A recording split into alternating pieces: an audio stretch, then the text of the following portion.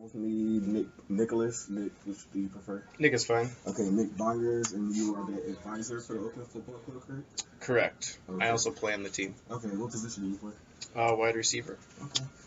And you were with the team from the beginning, right? Yes, I was sort of a co-founder. David Broski's the current president. He was president last year. He was the one who started to get interest on the club, and I jumped on the train really early. And I sought out to see if they needed an advisor, and they did. And luckily, I was able to become the advisor, and then I also found out that I had eligibility to play. So it was kind of the double-edged sword there. Okay, so exactly how did the Oakland Football Club get started? Well, the step one was generating interest. So David Broski basically put up a bunch of flyers around campus saying, we need at least 40 people interested, and once that happens, we'll fill out the paperwork to get approved to be a club sport. So club sports are student developed and student run, student governed, student everything. Oakland University allows the existence of club sports, but other than that, they're really not affiliated with the club sport. We bear the name Oakland University, but it's football club at Oakland University. Okay. So whenever you reference it, it should be football club at Oakland University, and not the OU football club or Oakland University football club. It's football club first, and they're very strict on that. Like OU has policies, and you got to stick with them. So. Okay, I definitely remember that. So what was the overall goal for the football club at Oakland University when you guys were creating it? Is it, to like eventually convince the school to bring a varsity football team onto campus, or is it just college kids having fun? It's somewhere in the middle. It's definitely not having a varsity team. There's no way we could convince upper administration to do that. The only thing that can convince them to do that is money, which is in probably the hundreds of millions of dollars that we'll never get or never have.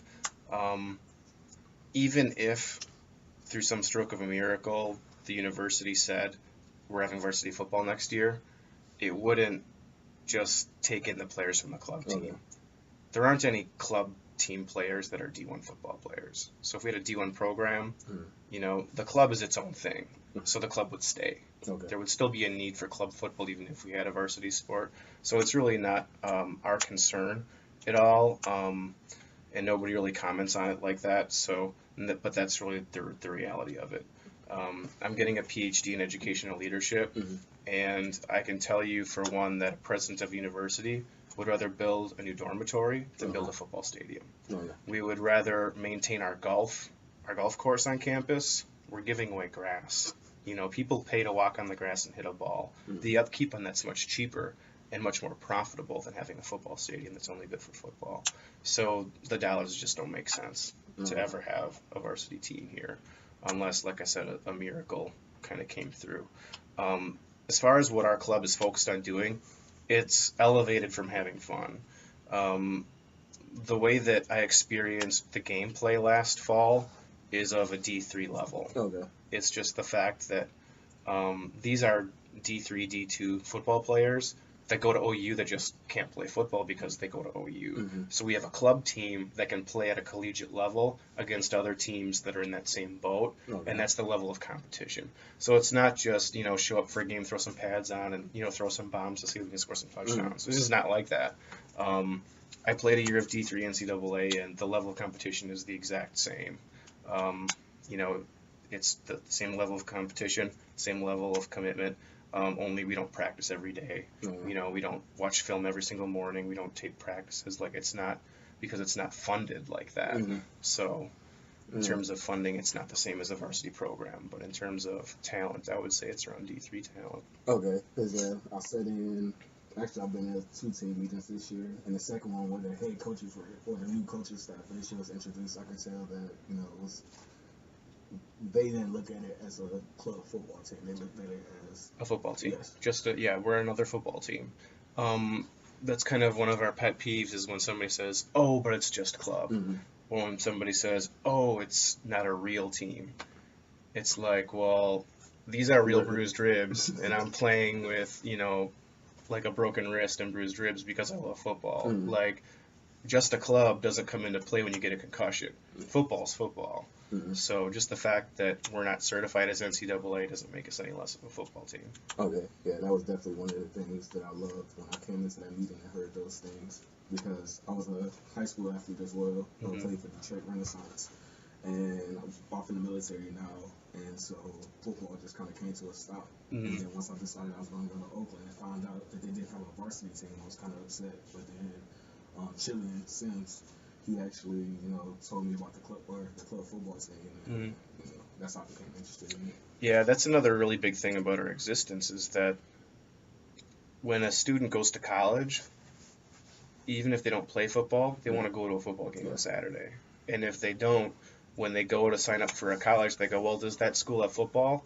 And if they don't, they cross it off the list. So the fact that we can bring that college football experience to our student body and to our faculty and staff that have dreamed about having football here, we can give that to them. Okay. I remember last year there was a professor on the team. Yeah, Chris Kobus. He's a tenured faculty in his mid-40s. Okay. Never played football in his life. Do you know if he'll be coming back this year? He won't be. He has a lot of children, and he's on a lot of committees and stuff, and he actually admitted that playing football is a very selfish thing for him to do in the state that he's in, but it was one of his bucket list things. That was his chance to play football. He was very trainable. He played defensive end. The coaches only had to tell him to do something once, and he did it. He was very, trainable. He followed the team mentality. Like, he bought into everything because, his days are numbered. He knew that this was going to be his only chance to play. It was really great having him on the team. How does one become a part of the Oakland Football Club? Their sign-up process? Yep. You expressed interest. We don't do any recruiting because we don't have to. We're getting to be pretty popular. But you would sign up through a link on our site, and then you would pay the fees that it costs. Since we're a club, we don't get funded a lot by the university, so all the fees are pretty much out of pocket through fundraising, which we're still trying to learn the ropes with that. Okay.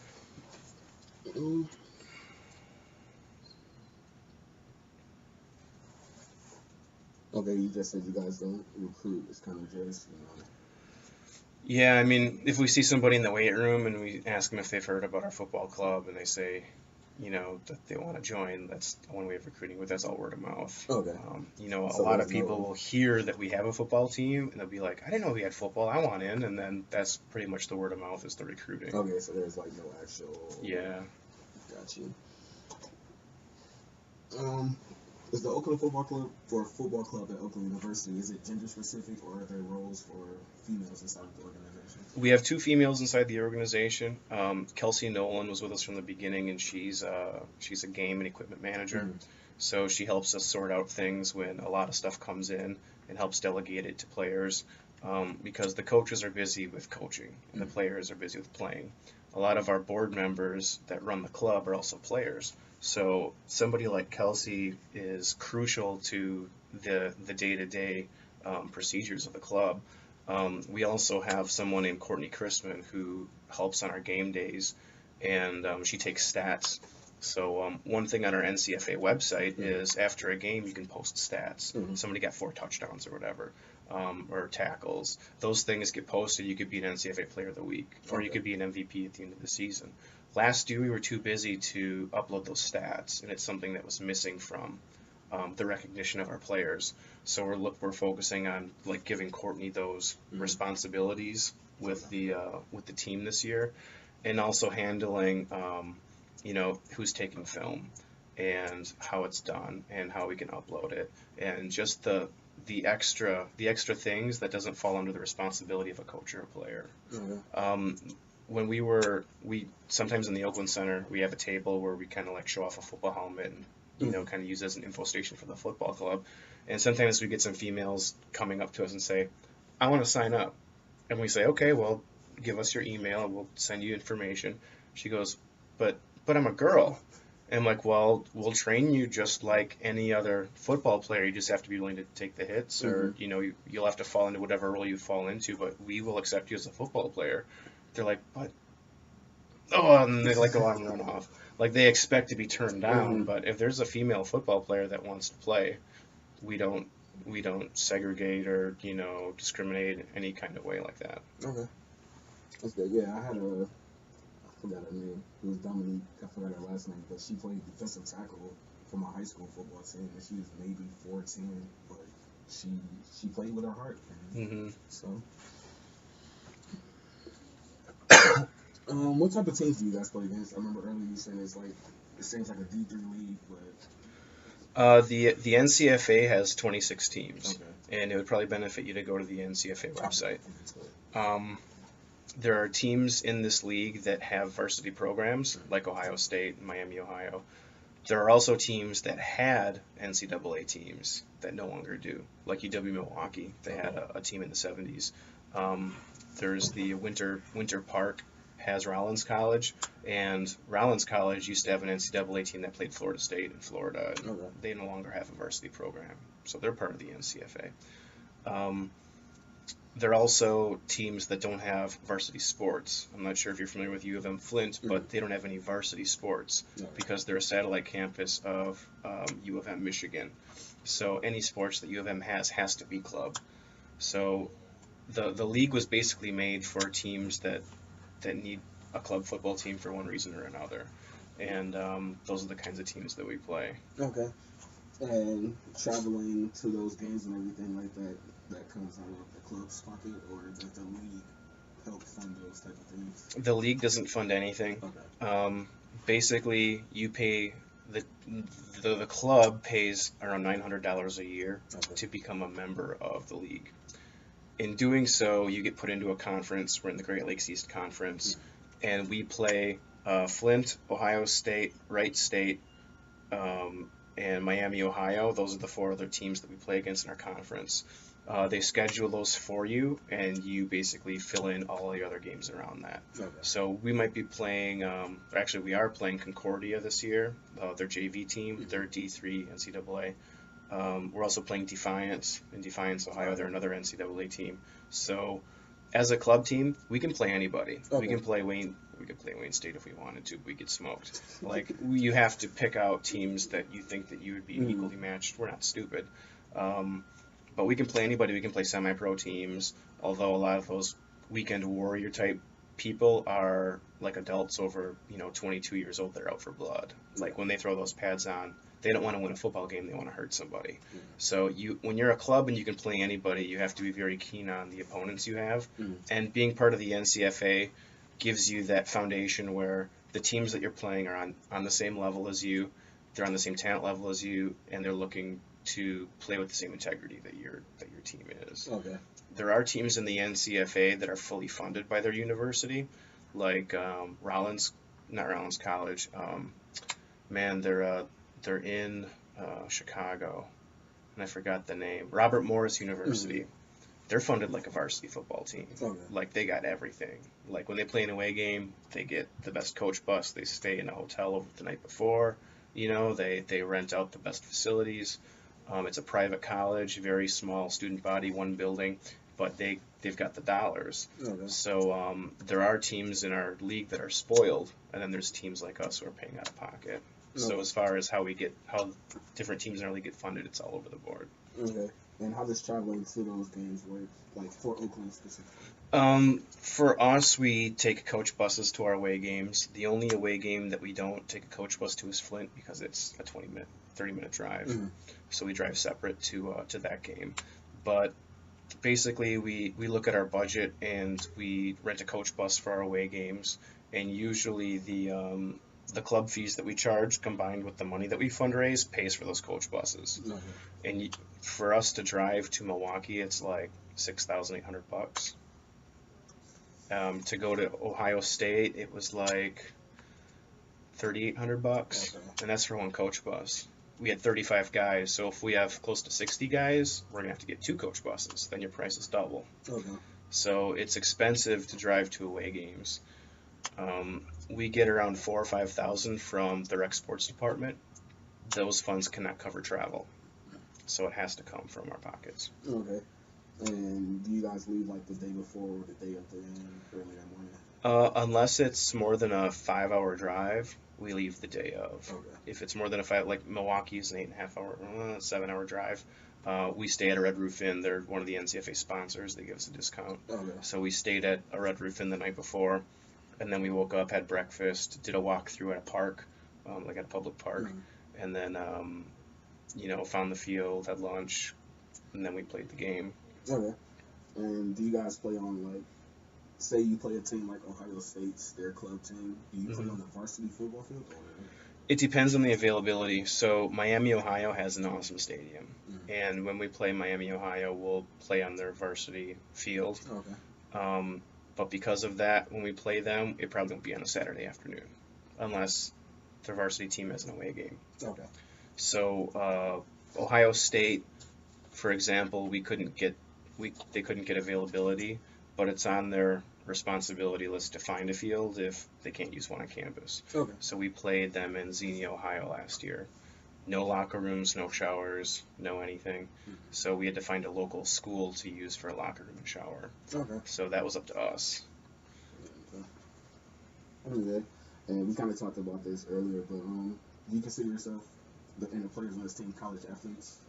Well, they are college athletes. They're college students, number one.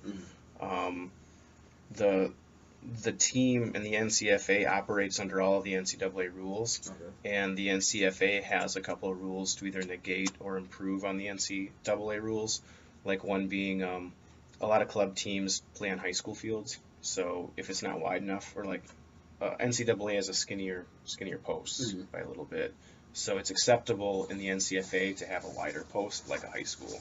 So there's little stuff like that that are NCFA rules that kind of go above and beyond the NCAA rules. So the only thing that's missing from this picture is that it's not a varsity program. Okay. They're playing college football. They're using college football rules. They're college students. So of course they're college athletes. Okay. And what's the off season training like for you guys? It's different every single year. Last year we had different coaches. Last year at this time, we had a coach that we ended up not staying with. So last year it was on your honor to run and lift, and I was one of those people that didn't do it. And I came into the season more out of shape than others, but I quickly got into shape, although I think that I would have been a lot better off had I done the entire off season on my own. It was a little bit more lax last year because we had bigger fish to fry. There was a lot more issues in setting up the team. There was a worry if we were going to have a full roster. Having to worry about workout programs was just low on the priority list. We just wanted people to sign up. It was a sink or swim kind of thing last year. So this year we have a nucleus of coaches that are focused, that are organized, and the club itself doesn't have to worry about the off-season programs. So that's more the responsibility of the coaches and what their expectations are of the players. And I know for one, I plan on playing again this fall, and I have not been living up to the coaches' expectations. And I'll be the first to admit that at my age. I mean, I know there's a lot of talented receivers out there, and part of it, there's people that are competitive and people that want to play, but there's people that just want to be part of something, and you're going to have club players that are stars, and you're going to have club players that are contributors, and you're going to have ones that are just really good teammates. So even though I'd like to play and I want to play, I would rather have the best player be on the field, and I would rather be a really good teammate. If that's my role, then that's my role. Okay.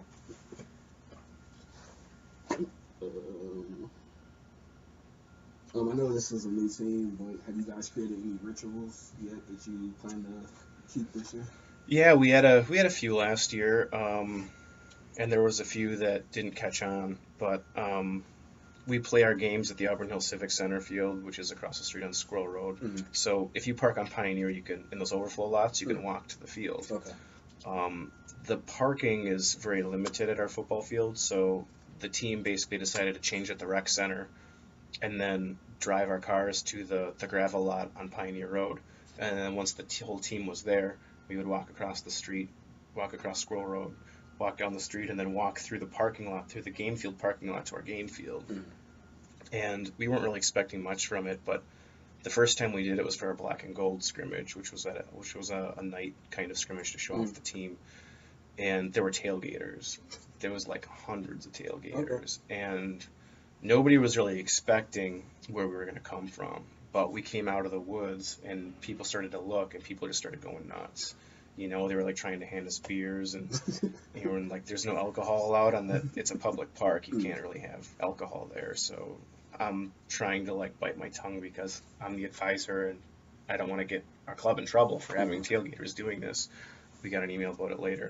But people were high-fiving us, like, you know, they couldn't believe it, you know, that they finally saw us. We just kind of came out of the woods and, like, threw all the tailgaters and onto the field. It was kind of like this grand entrance kind of thing. So for our home games, we continued that as well. And it had that same feel, and it's almost like, you know, when you've got the sheet and like the team runs through the sheet and the sheet tears and everybody kind of goes nuts, like coming out of the woods and coming up the field like this huge mass of football players down the street, like we own the place, you know, like coming through the parking lot. Like it gave the fans a real charge to see that, and it gives us a charge too. It gets us ready for the game. Okay, so you would say that the school definitely supports the football club at Oakland? Yeah, our Facebook page is only a year old, and we've got more likes than any other club. The hockey club's been around for over 10 years.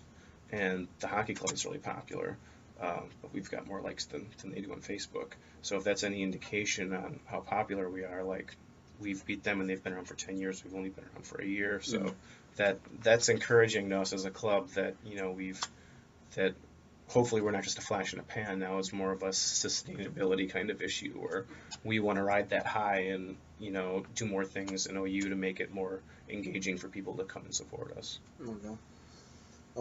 What's a typical week like at practice for the football club? Again, it'll probably be different this year, but last year it was Tuesday, Thursday. Tuesdays we usually did offense. Thursdays we would do defense and special teams.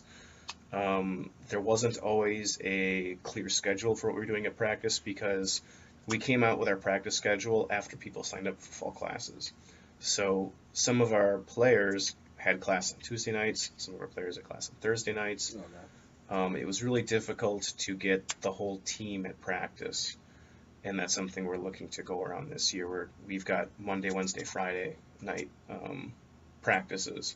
So all the students know when they sign up for classes not to schedule the classes Monday, Wednesday, Friday night.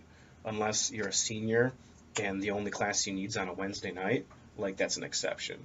But, you know, you want to be at practice to play. So through the middle of the season, we played a sort of semi-pro team named the Columbus Cougars, and they were undefeated. That was our first home game, and we beat them. But we lost a couple guys for the season. Some of our main players were hurt. We only had 35 guys, so our backups weren't as good as the starters. It was just a lot to deal with, and some of our second-string guys were starting to get hurt. So we added a Sunday practice just for stretching and conditioning. And because when you only have practice Tuesday, Thursday, it's all scheme. And it's all like 11 on 11. And a lot of times you're standing around while two coaches bicker about who pulls which way and, you know, what stunt would beat that play and what stunt wouldn't. And you've got receivers with, you know, that are sitting on their thumbs. So a lot of the conditioning went away those Tuesday, Thursday nights. So the Sunday nights was just essential to staying loose and staying conditioned because we won our game, and then after that it started to go down with injuries, and we lost the conditioning. It was really kind of a downward spiral, and we almost, you know, lost more games than we needed to because of it.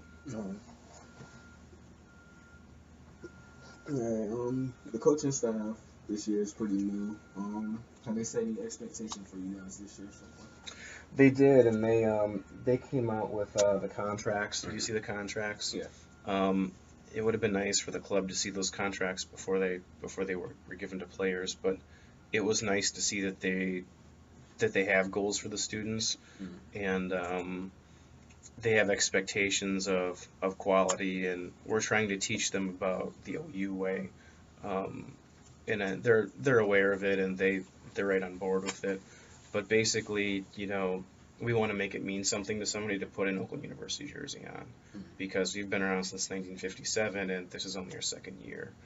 So, you know, it meant something to us our first year, and we want to build that tradition of, you know, this is Oakland University football, even though it's football club at Oakland University. It's what this community has, and it's a heavy thing to a lot of people. So we want to keep it, something that's special and not just a club where you can just show up for a game and not having been at practice all week and expect to start.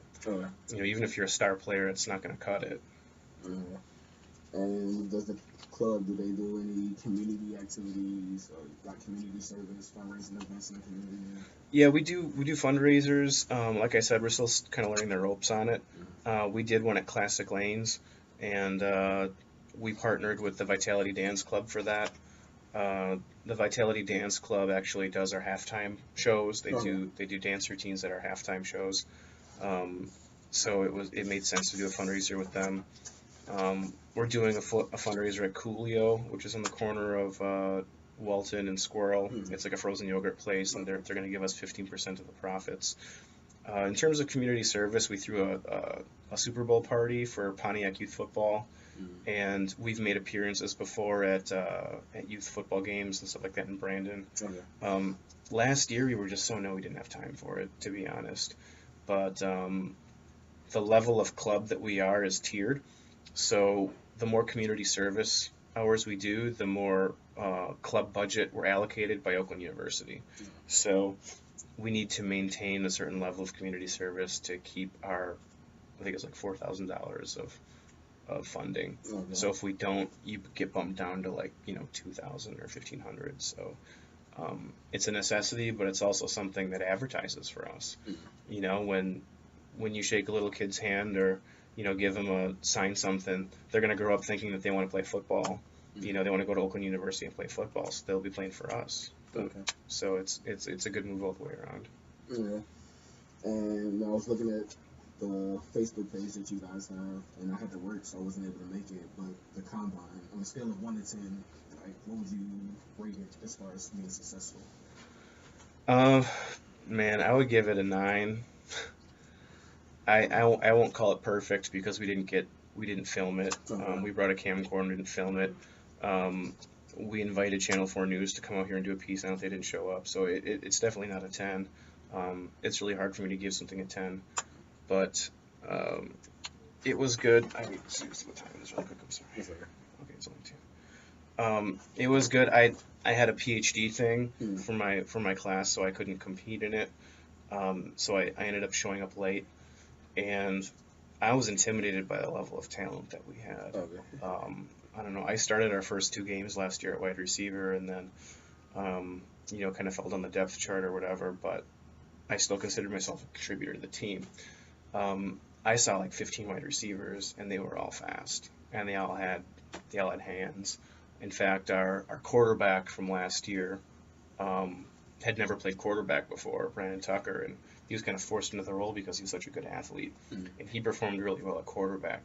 This year we have 2 legitimate quarterbacks, so he wants to get away from it as soon as possible. So he was lining up at receiver, and I'm like, oh great, one of the best athletes on our team is playing receiver now. There's no way I'm going to get on the field. But there was a lot of talent on the offensive line. I've been around football since the mid '90s. Like my high school time was in the mid '90s, and I know that the teams that have good linemen are the teams that win. When you can drive a truck through a hole, it doesn't matter who the running back is. It could be a 3rd grader, it could be Barry Sanders. They're going to run through the hole. If you can average 3 yards a play, you're 4th and 1. You'll get 3 yards, you get it. That's your offensive line. If you can do that, you're winning football games. Same thing with the D-line. If you can pressure the quarterback without having to blitz linebackers, you can't lose. So it really starts with the linemen. And I saw speed, I saw power. I mean, the offensive linemen that we're going to have this year, if all those players come out for our team, we're going to be hard to stop. And you combine that with having real quarterbacks on our team. We had 2 kickers. One of the kids was just kicking amazing. We had a kicker last year that could kick 45-yard field goals. In this league, nobody can kick field goals. He'll take a huge ogre lineman and he'll just boot the ball and it'll go, in the end zone. But that guy can't kick field goals. He can pooch extra points, but he's not a finesse kicker. So when we came out with our team, we were kicking field goals and people were like, holy crap, this team can, like in a close game, that could be the difference between winning and losing. So just to have just the level of talent come out to the combine made it a 9 for me. Yeah. And it was also, like I said, intimidating considering that I'm going to be a part of it, but it'll be cool to be part of this team for sure. Okay. And was it like an actual, were the drills the same as the NCAA combine that's, or the pro, or the NFL combine that's on TV? Yeah, it was similar to that, to the NFL combine. They did a 40 time, they did a bench kind of thing, they did an agility thing with cones, and then after that they ran routes and they did some one-on-one things, and then at the end we had some time left, so we did some 7-on-7 stuff. Okay. So it was really consistent with that, and we saw some things. Alright. Honestly, I think that's all the questions that I have. You were at the combine, right? Oh no, I couldn't come. I had to work. Were you at practice last week? Nope, work. Okay. So I'm new to my job right now, so like trying to get them to work around my schedule. The manager is just kind of like hold off, wait or be here for a minute before you start making these special requests. Yeah. And so I'm trying to get her to work with me so I can start coming to practice, but she's kind of strict right now. Where are you working at? Taco Bell. Okay. So the one over there on no. Optic? Now I'm on the Telegraph because I still live in Detroit. Okay. So, yeah, it's kind of a drive to come up here, but I plan on moving up here in July.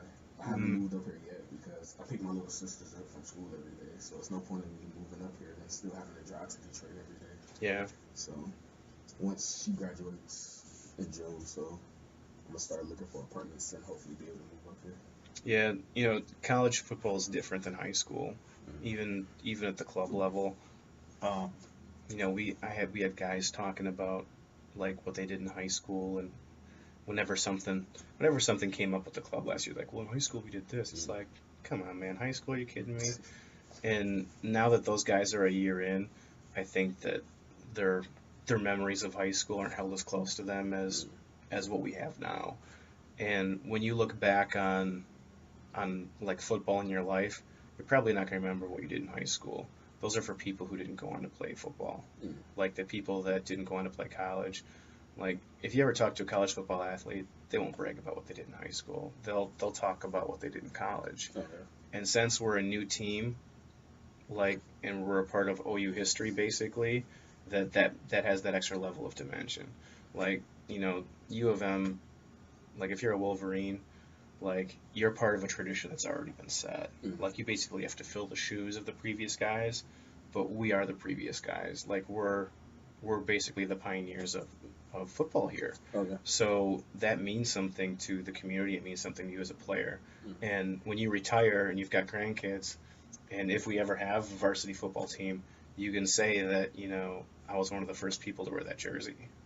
And it'll mean something to people, that you were one of the first to do it. So there's a lot of memories and a lot of value to what we're doing. I do have another question. What happens, you guys have a roster limit, correct? 60. So what happens if you have more than 60 players that want to play for the team? That's a good problem to have. That's an awesome problem to have. And I guess it would depend on how many extra. Okay. I don't see that happening this year. Okay. I think that we'll probably have, best case scenario, early to mid 50s. Okay. I don't think it'll get to 60.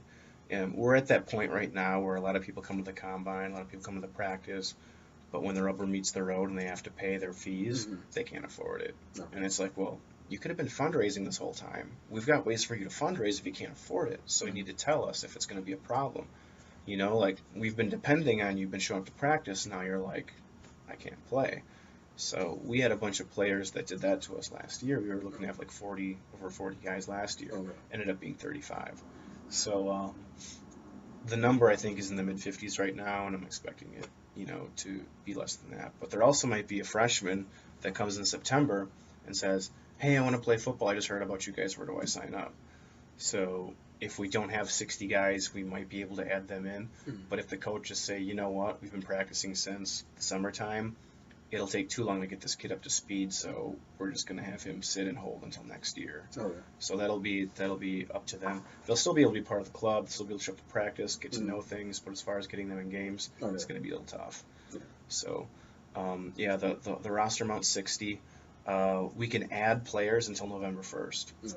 If we had a full roster and somebody got injured, we can't take them off the roster. So if we had like 46 guys and somebody got hurt, we can still add, 14, 15 more guys because we can add up to 60 until November 1st. But if we had a full roster, like, it's basically set. That's what the roster is for the season. Oh. So. Alright. Well, I think that's it. All right. Unless you have any questions for me. How did you hear about the football club? My girlfriend goes here. She's a junior now, and she was friends with Kylan. Okay, Kylan. So I was kind of seeing everything on Instagram with his jerseys and everything. I'm like, wait, I was in Afghanistan at the time, so I'm like, wait, Oakland now has a football team.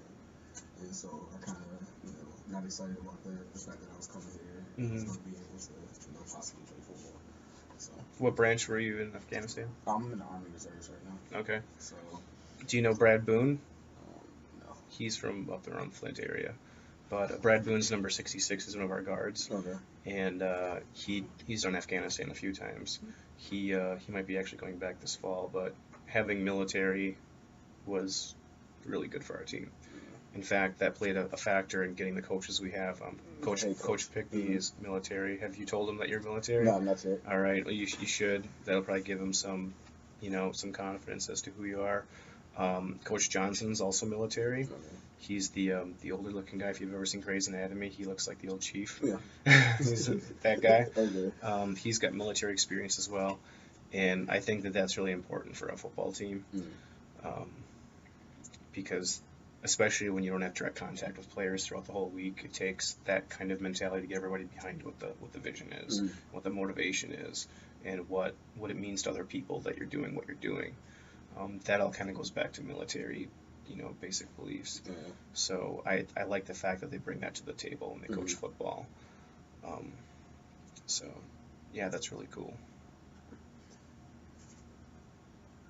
The polo shirts that the coaches was wearing, are those available for purchase? Not yet. Okay. We do a fundraiser every single year, and we like to sell different apparel. We're all out of apparel right now. And actually, the t-shirts sell out really quickly. Okay. So again, that's another good problem to have. But at the same time, we are behind on ordering new stuff. We could be making money this whole year, but our club board doesn't always act fast when it comes to ordering stuff. So yeah, I manage the Facebook page. I make all of the advertisements, so any ads that you see on campus are made by me. I have a master's degree in graphic design, so I could be a graphic design professor if I wanted to. And I kind of help control the brand that is Football Club at Oakland University. So there are logos that they allow us to use and logos they don't allow us to use. There's colors that we can use and colors we can't use. I'm familiar with communications and marketing department on campus, so I have the ability to make our advertisements look like they came officially from Oakland University because I just know the design style. Okay. So whenever we make something, we try and make it look as official as possible. I don't like seeing things designed by coaches or players because they don't know what our standards of branding look like. So the fact that somebody can look at our program, this is our program from last year, you can actually have it, but when somebody picks this up, they say, holy crap, man, you guys look legit. This looks like a varsity program.